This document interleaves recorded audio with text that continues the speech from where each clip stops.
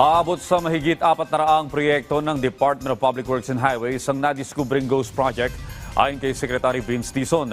Tiniyak naman ng kalihim na masasampahan ng kaso ang mga responsable sa maanumalyang proyekto. Si Harley Valbuena sa detalye.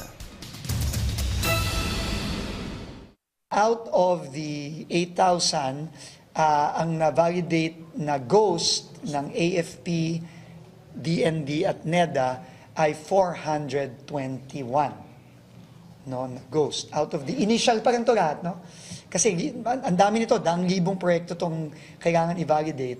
Yan ang bilang ng ghost flood control projects na nakumpirma ng Department of Public Works and Highways. Ayon kay Secretary Vince Dizon, nationwide ang nakitang ghost projects.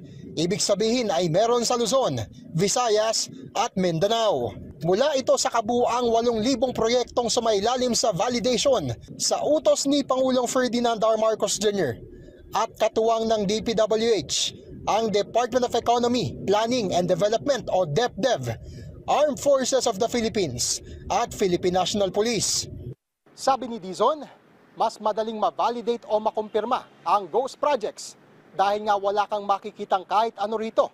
Kaya naman mas mabilis din ang case build-up sa mga taong sangkot sa anomalya. Hindi muna nagbigay ng detalye si Dizon sa kabuuang halaga ng mga nakitang ghost project. Ang Independent Commission for Infrastructure o ICI, iinspeksyonin at iimbestigahan ang daang-daang ghost projects. We will look into those.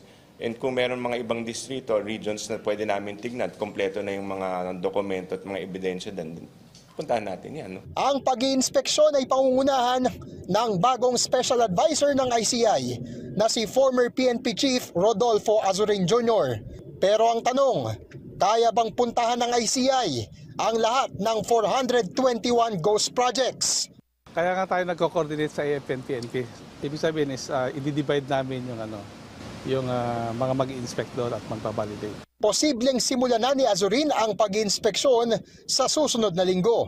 Ang Philippine Competition Commission naman, pinag-aaralan na ang mga posibleng kaso laban sa mga kontraktor na dawit sa bid rigging o pagmanipula sa bidding ng multi-million peso flood control projects. There is an ongoing investigation as well.